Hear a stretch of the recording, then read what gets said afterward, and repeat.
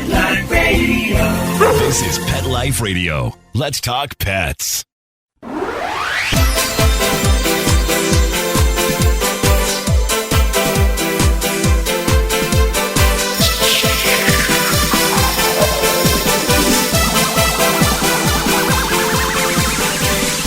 Hello, you're listening to Animal Party on Pet Life Radio, and that means you're listening to me, Deb Wolf. And once again, I have back one of my favorite guests. So put your thinking caps on. It's the professor coming to you, Dr. Stanley Coren. Welcome to the show. Glad to be here, Deb. Oh, it's nice to have you. So first, I want to say to everyone out there is a challenge, a Betty White challenge. And so far, our local BC SPCA has benefited $262,000 because of the Betty White challenge. The challenge is in memory of Betty White, who was a terrific animal supporter and did so much good work for animals. And I talked about that on last week's show. But the challenge is donate in her name to a recognized charity that helps animals, some kind of SPCA in your neighborhood. So if you can do that, that will go a long way. And this year, our BC SPCA actually already gave 35,000 free days of care to pet animals owned by people who were afflicted by floods here. So that, you may hate the dog catcher. You may remember the old movies and cartoons. Here comes the dog catcher. It's a whole different picture today. So donate and they'll be there for you when you need them. I want to ask you, Dr. Coren, I know you're in that neck of the woods. What was the flooding like? Oh, it was a mess. I mean, we have a little farm out in the Fraser Valley, and we darn near lost it. But it also sealed off Highway 1, which is the only route to get from Vancouver to Chilliwack, which is where we were. And so, it was days before we even knew whether or not we had survived the flooding. So my wife they opened the highway after it had been closed for 5 or 6 days, something like that. And within an hour of them announcing that, my wife shot out over there to make sure that, we weren't completely underwater, and we lucked out. The fields were underwater, but the house survived. So many people weren't so lucky. I had customers get their animals here. I still have a Jeep that's not mine parked in my driveway to keep it safe from the floods at Hatzick. It's not over for a lot of people.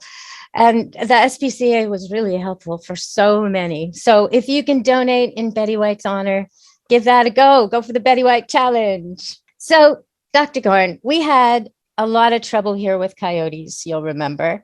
And it was funny because whenever I talked to Americans when it was happening, they were really surprised that they didn't just go out and shoot them all.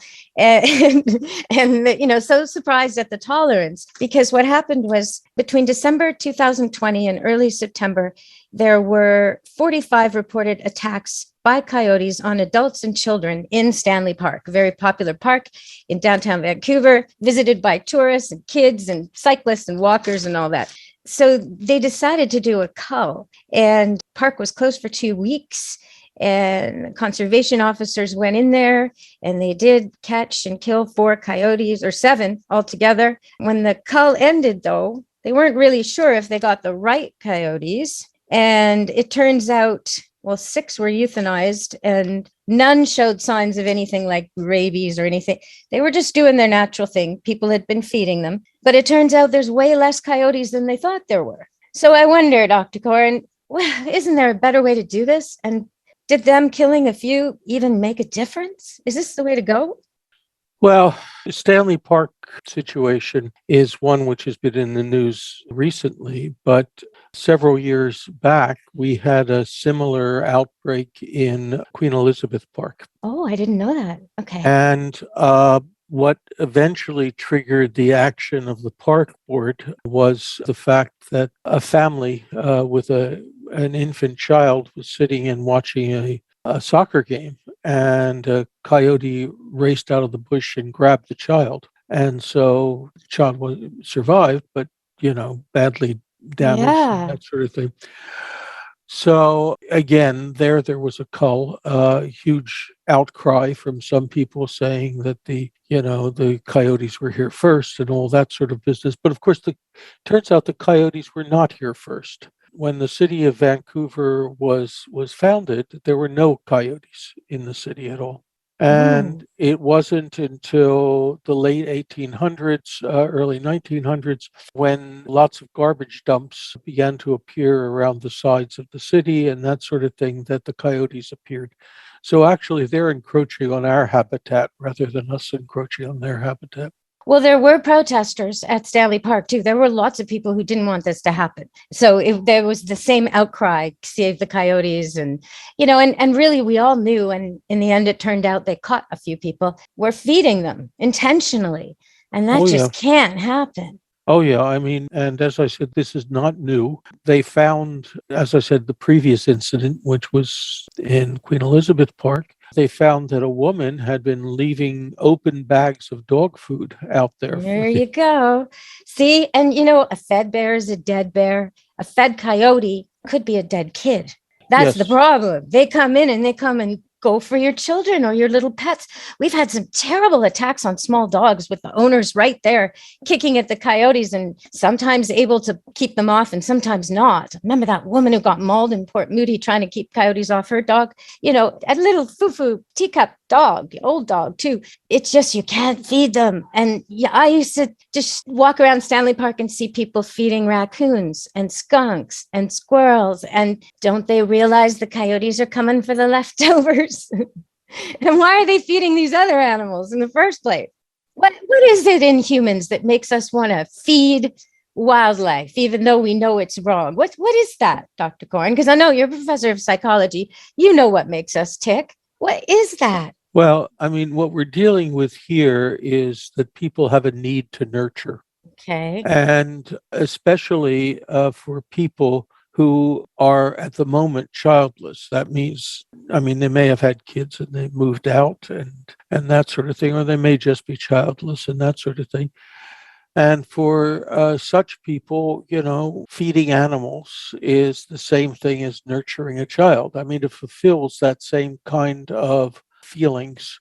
So that's what goes on in this particular case. I mean, it's just a very basic kind of a response that we see something, and if it doesn't appear to be threatening, then somehow or another we want to show it some affection, and food and affection are in fact very closely related. That makes sense to me because animals will work for treats and food, and coyotes are very, very food motivated, more than most, and such good memory. They're so darn smart, smarter than your dog. What do you say about that? No, they're not smarter than our dog, You but don't think so? Oh, no, man. they're well adapted to their environment. Oh, I see. Okay. Okay. You have to understand that the urban coyotes are different than the coyotes out in the wild. And even their daily cycles have changed. Out in the wild, the coyotes are diurnal. They tend to hunt mostly in the daytime. And they're scavengers. I mean, out in the wild as well, but they hunt for small rodents and that sort of thing. In the city, they have changed to being nocturnal. Mm-hmm. So they hunt between twilight and dawn, and they are almost entirely scavengers, except, you can usually find them in park areas because there are lots of small rodents there. And in some areas of the city which are not as well kept because there are rats there, but mostly they're scavengers. I mean, that sort of thing. And they have become pretty good at staying out of the clutches of humans, but they don't solve problems very well. A very simple gate, for example, as long as they can't leap over it, is enough to stop them. Whereas, a dog will actually work at the latch until he finally opens it. Oh, interesting. The reason I thought they were smarter is because of the way they can trick. And I've seen them trick dogs. I've seen them feign being limp or having a limp, having an injury. So the dogs that are seeing this coyote will come over and greet it and not get their guard up. I've seen coyotes act sexually, especially females. I don't know if she's in heat or she's just acting like it, but I've seen a whole lot of trickery to try and get the big dog to follow where they're presumably going to ambush him. Things that the average pet dog doesn't necessarily recognize it's a coyote right away and may be friendly back. And that seems gullible and stupid compared to the coyote's cunning trying to lure this dog away to kill it. So that's where I thought, some of my dogs, especially this one who was Wolf Cross, he knew right away that these were not okay. And some of the herding dogs know right away that's not okay. That is predator. But some of the lovey dogs raised in families that don't have much wildness left in them really don't get that this is a threat. Well, part of it is experience. You have to recognize that our dogs, because of the way we rear them, we train them not to be xenophobic, which simply means being afraid of strangers. Right. And so we make sure that they are friendly around humans, but also around other dogs. So we've worked on it very hard to get that friendliness into our dogs. And it is a preferred trait among domestic dogs. That's true. And there are a lot of people out there like me who really have a strong preference for kissy-faced dogs. So What you're looking at is the fact that the dogs we dumbed them down. We took away their instinct I get it. But you'd think that me being stressed out or treating this coyote like it doesn't belong would trigger something. But some of them are just la, la, la, la. Not quite on it, Well, we've done a good job doing what we want with the dogs. We want them to be, these friendly, cuddly dogs. So every dog is an instantaneous therapy dog, if you will. Yeah, that's true.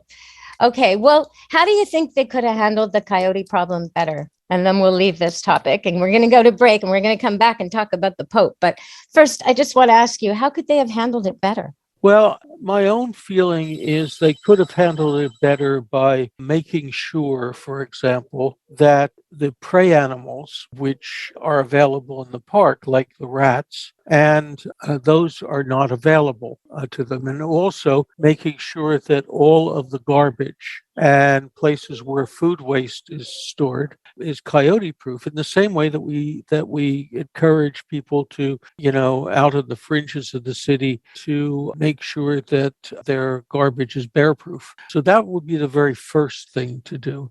Okay. The second thing to do is around those areas which are attractive, my own preference would have been to set up live traps and then just to export these guys to the wilderness. Of course, that's where they're vampires and they have to learn to be day creatures and readjust, but that's okay. They'll do it. You say they're adaptable. They'll figure it out. Yep. Okay. So we got to go to break, but you did mention that childless people are more likely to be guilty of feeding wildlife. And I understand the Pope has been talking about childless people who he says should not be adopting pets instead of children. And I want to talk about that with you when we get back from the break. So stay tuned. We're going to talk to Dr. Corin about that on Animal Party Pet Life Radio. Take a bite out of your competition. Advertise your business with an ad in Pet Life Radio podcasts and radio shows. There is no other pet-related media that is as large and reaches more pet parents and pet lovers than Pet Life Radio.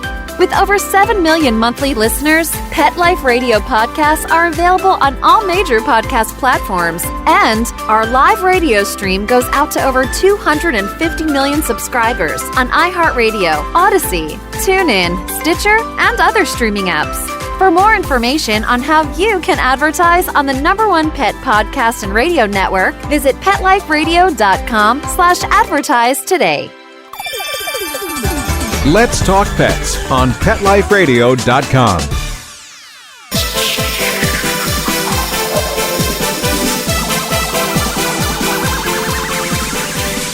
Hello, we're back with Animal Party Pet Life Radio.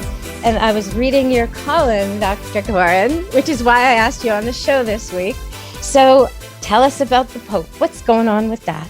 Well, the Pope had a general audience just about a week or so ago in the Vatican in which he was discussing parenthood. And let me quote him directly because, I don't want anybody to think that I'm making this up out of whole cloth. He says, "Today we see a form of selfishness. We see that some people do not want to have a child. Sometimes they have one and that's it, but they have dogs and cats that take the place of children." And then he goes on to say, and this denial of fatherhood or motherhood diminishes us. It takes away our humanity.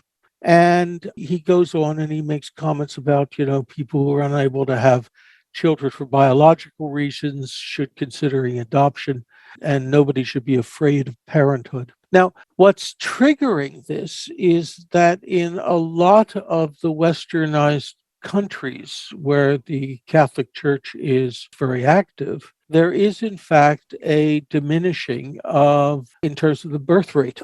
Right. So that fewer and fewer kids are being born. And it's... Is that birth control? Is that what it is? I guess so. No, yeah, I mean, it is a desire for people to have careers and engage in other activities. And when you do survey these people, and, this would include, for example, a huge swath of millennials. One of the reasons, not the first reason usually, but, certainly one of the reasons which they give is that, well, kids are expensive and a lot of bother and take away our freedom. And I get all the love I need from my dog or my cat. And so, there is that sense that somehow or another for these people, the need to nurture, which we were talking about earlier, can be fulfilled by a pet dog or a cat. So the Pope has taken a swack at these people. And you got to understand that the Catholic Church has never been consistent on their attitude towards animals. I mean, traditionally, the Christianity has said that, animals don't have souls, even though the word anima, which we use for animals, means soul. And one of the reasons is that, anything which has a soul, which has intelligence, which has consciousness, according to the religion, it should be allowed some freedom of choice and also should be allowed into heaven. Well, of course, nobody wants to have their working animals or their food animals have a freedom of choice. And somehow or another, the feeling was that heaven would get to be too crowded. Yeah, you don't want to be stepping in manure when you're up there wearing your whites. I get it. But you know what? I don't think, for me anyway, if there's no animals there, I don't want to go there. That's not heaven. I have trouble with this from the idea that there's like not enough love. It almost like going by this logic, the more kids you have, the less love you have to give each one. Like the dog only takes love, doesn't give love. To me, I remember there was this book maybe 10 years ago, kids book about a bucket. And every time you gave good deeds, good works, made someone else feel good, said nice things to people, your bucket got more full, was the idea of the book, not depleted. So the more love you give out, the more love comes back. And the whole thing is all about expanding the family.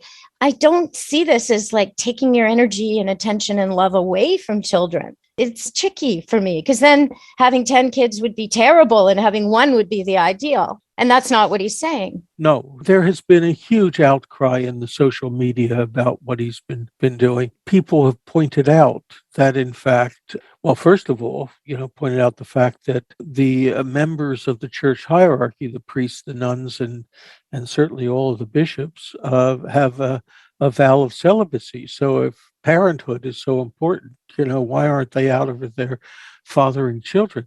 But as I said, the church has always had this mixed feeling about it. I mean, Pope Pius IX actually led a campaign to try to prevent the founding of the Italian Society for the Prevention of Cruelty to Animals on this basis of this fact that the animals have no souls. But Pope John Paul II is the one who said, animals also possess a soul and we got to love them. So it's kind of a big debate over there. I get that. Yeah, Pope Pius II, by the way, who lived during the Renaissance, he had a dog by the name of Musetta, and he even once stated that he loved her as he would a child. I think that would probably rankle Pope Francis at the moment. Yes. But the first thing that people have to remember, I mean, my favorite example on this sort of thing is that when Henry Bergh founded the American Association for the Prevention of Cruelty to Animals, a whole lot of people said, well, wait a minute, you're loving animals, you should be loving kids and that sort of thing, and you're taking it away from the kids and so forth. But it turns out that Henry Bergh also founded the first major child welfare society, because, he said that kids ought to at least have the same kinds of protection that the animals do. It is about protecting the weak in society. Yeah. And in some cases, it's, the people who are most disturbed strike out at animals and kids. So some of this is related. Yeah. And my own feeling is that love is like a muscle. Okay. The more you exercise it, the stronger it gets. And so the more, if you will, weight you can lift. That means to say the more people and individuals you can love. So, I don't think this idea that loving animals detracts. He says that, some people have a child and then have pets. Well, what's wrong with that? I mean, but of course, it doesn't take into account that the animals also give love, if they contribute to love.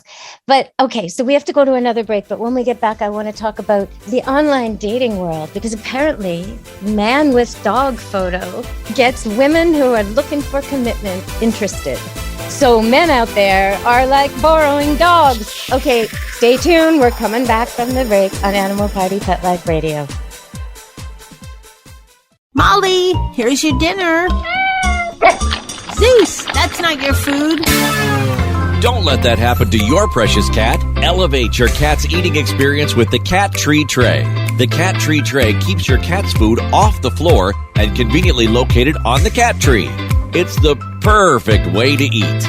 It's a beautiful wrought iron tray that easily attaches to your cat tree and keeps dogs and other critters out of your cat's dish. A must for multi-pet households.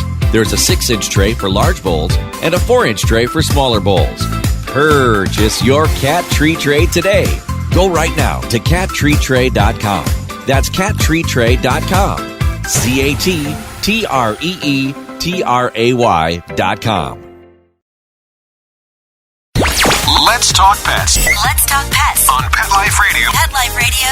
PetLifeRadio.com.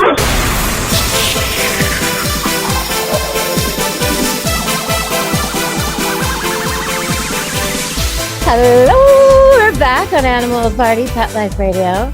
Well, it seems even though the Pope has stated that having pets can make you less open to parenthood, it seems that women looking for a husband and a father and wanting to settle down are much more attracted to online pictures when the man on the dating site poses with a dog.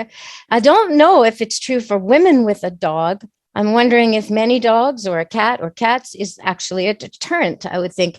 What do you think about that, Dr. Gorin? What about the man with the dog? Yeah, I did some of that research, so I understand completely. Women tend to think that a picture of a man with a dog indicates that the man is apt to be more stable, less flighty, and certainly more caring. And women tend to consider that when they're certainly considering finding a mate or that sort of thing. And it turns out that, as you said, a bunch of men have learned that, in fact, women are attracted to pictures, profile pictures of men with a dog, especially a good-looking dog. And in fact, a colleague of mine who has an absolutely beautiful Cocker Spaniel said that a male friend of hers was putting up a profile picture for a dating site, and he asked to borrow her Cocker Spaniel.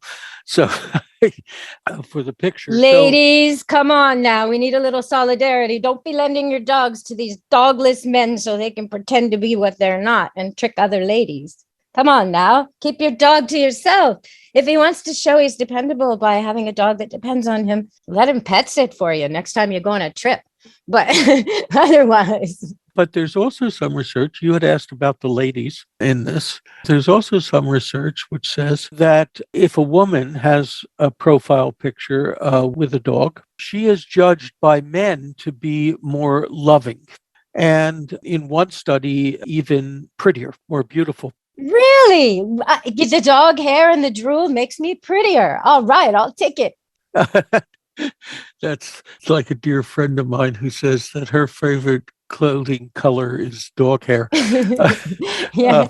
So it's not as strong as the effect for women. Okay. Women tend to have, a stronger bump up in their positive feelings for a man with a dog. But there is still that bump up for women with a dog or with a cat. But what about cat? Oh, same?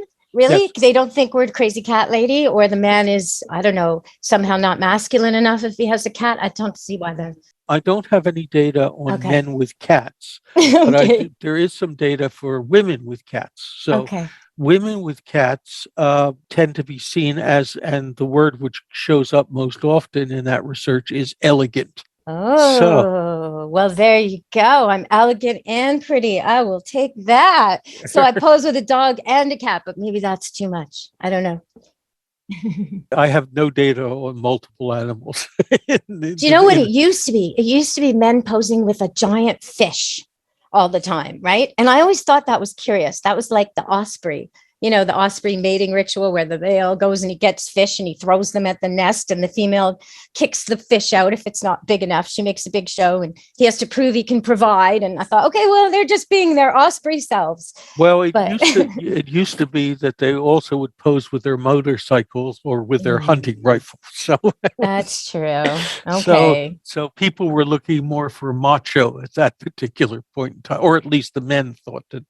You don't think the fish is I will feed you on some kind of primitive level? I think it's more macho. It's the same sort of thing as having the deer across the look at this animal I slaughtered. Yes. Okay.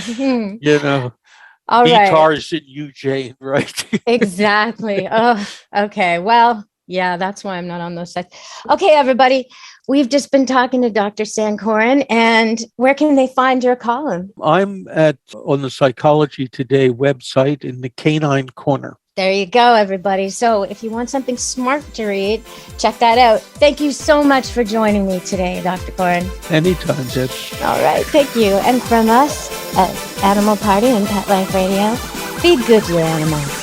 Let's Talk Pets, every week on demand, only on PetLifeRadio.com.